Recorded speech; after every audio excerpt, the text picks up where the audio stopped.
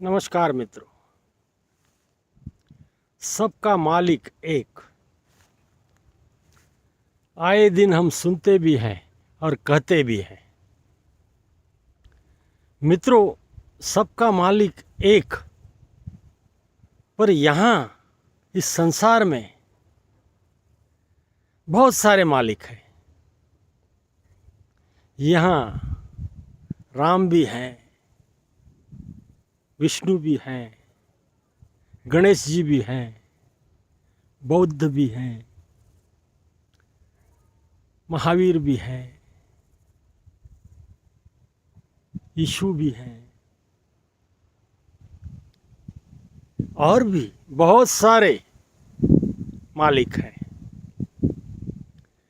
लेकिन हम जब कहते हैं तब यही कहते हैं, सबका मालिक एक। मित्रों, इसकी सच्चाई क्या है? इसकी सच्चाई ये है मित्रों, ये जो ब्रह्मांड है, ये सारी चीजें निर्माण करता है। ये जो पंच तत्व हैं, वे सारा कुछ इस भूमंडल पर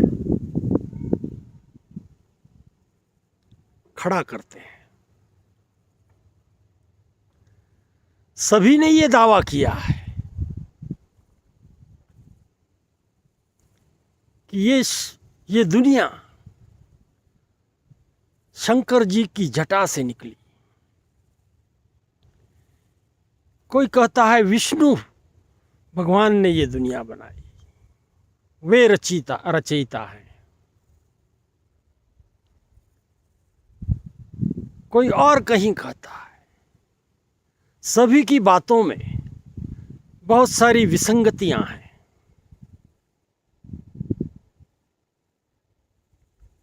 ये तो स्पष्ट रूप से दिखता है।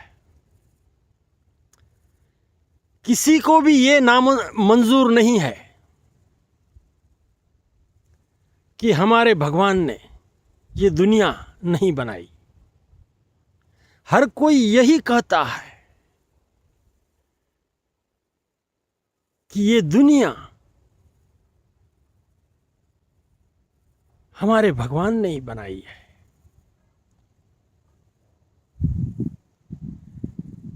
कोई इसके बारे में ऐसा नहीं कहता कि हमने नहीं बनाई। मित्रों, ये बेस है किसी भी शास्त्र का। कुछ न कुछ बेस होता है, ऐसे ये बेस है। इसलिए सभी ने इसका स्वागत किया है और सभी शास्त्र इसको लेकर ही आगे चले हैं।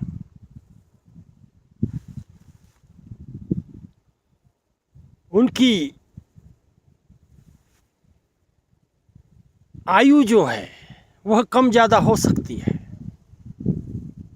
शास्त्रों की, लेकिन सभी इस बात पर एक है कि जो कुछ निर्माण हुआ है वह हमारे भगवान ने ही किया है। अब इसकी वास्तविकता पर हम जाएंगे, इसको गहराई से सोचने का प्रयास करेंगे। मित्रों, ये तो आप भी मानते हो, हम भी मानते हैं कि मनुष्य शरीर जो है ये 5 तत्वों का बना हुआ है और जब वह मरता है तब ये 5 तत्व यहीं भूमंडल पर ही विसर्जित हो जाते हैं, समाप्त हो जाते हैं, मिल जाते हैं।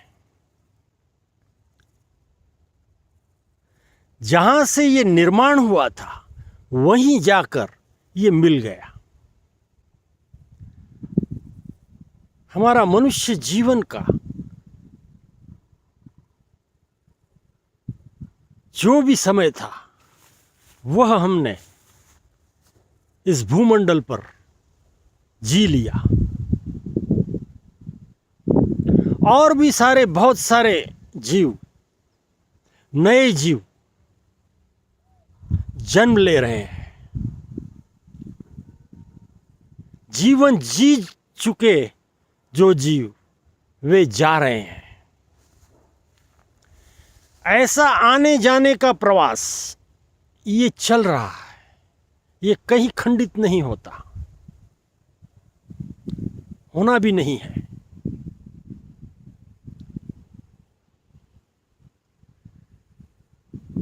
तो इसका जो मालिक है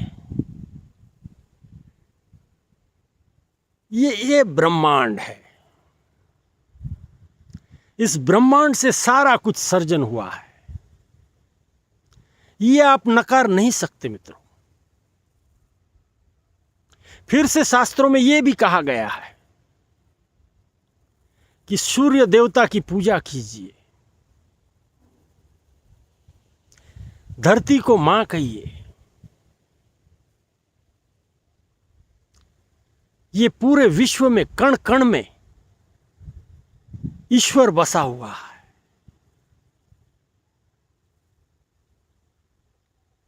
ये सारी बातें सभी शास्त्र कहते हैं और ये भी कहते हैं इसका मालिक हमारा भगवान है।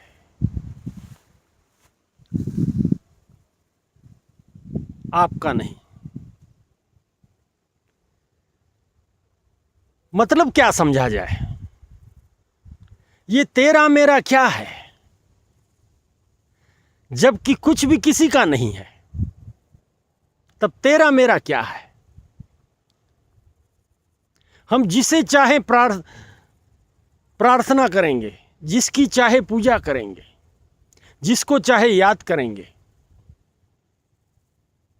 जो भी हमारा धर्म हो हम करेंगे, इसमें किसी को आपत्ति नहीं है मित्रों। जीने का सहारा ये धर्म है, अध्यात्म। बिना अध्यात्म के आप जीवन सही ढंग से जी नहीं सकते, ये सच्चाई है। इसीलिए कोई ना कोई सहारा आपके जीवन में होना चाहिए, तब जीवन आसानी से कटेगा। फिर मेरा मेरा क्यों कर रहे हो? जो चीज सभी की है उसको मेरी मेरी क्यों कर रहे हो? इतना छोटा क्यों बना देते हो आप अपने भगवान को, अपने धर्म को? विशाल दृष्टि रखिए। सब कुछ मेरा है, सारे ही भगवान मेरे हैं, सारे ही मंदिर, मस्जिद, चर्च, गुरुद्वारे सारे ही मेरे हैं, मैं उनका हूं।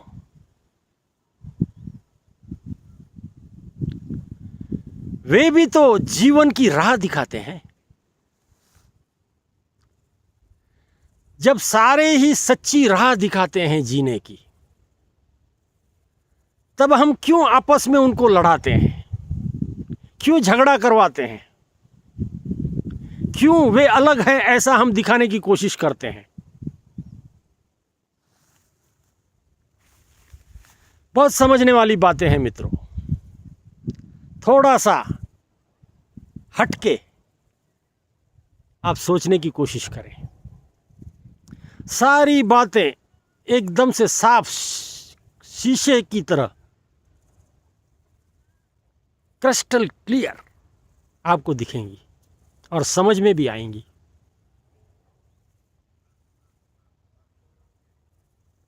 मित्रों, ये संसार जो है ये बहुत बड़ा है, इसका आकलन हम नहीं कर सकते।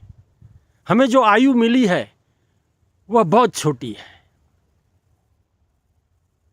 इस आयु में हम इतने उलझे हुए होते हैं अपने जीवन में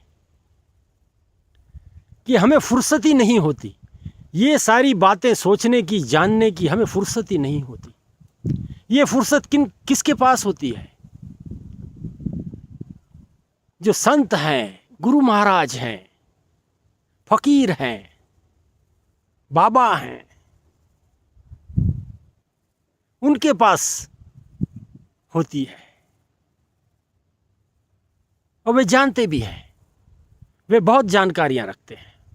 समय समय पर वे इंसानों को इस बात की समझ भी देते हैं। लेकिन सभी के बस की ये बात नहीं है। हम तो उलझे हुए हैं जीवन में। जिन्होंने जीवन का त्याग किया है, संन्यास लिया है, वे सारे समझ चुके हैं सबका मालिक कौन है।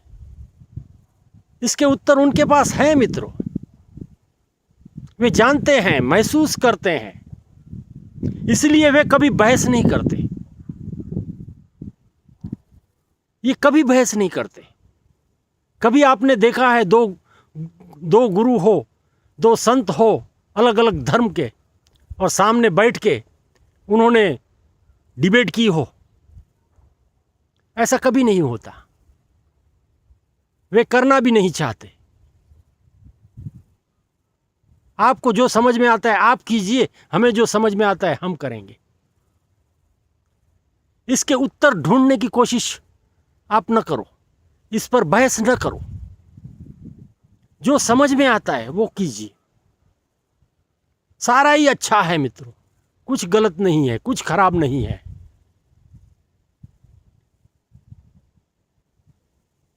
इस बात को ध्यान दें।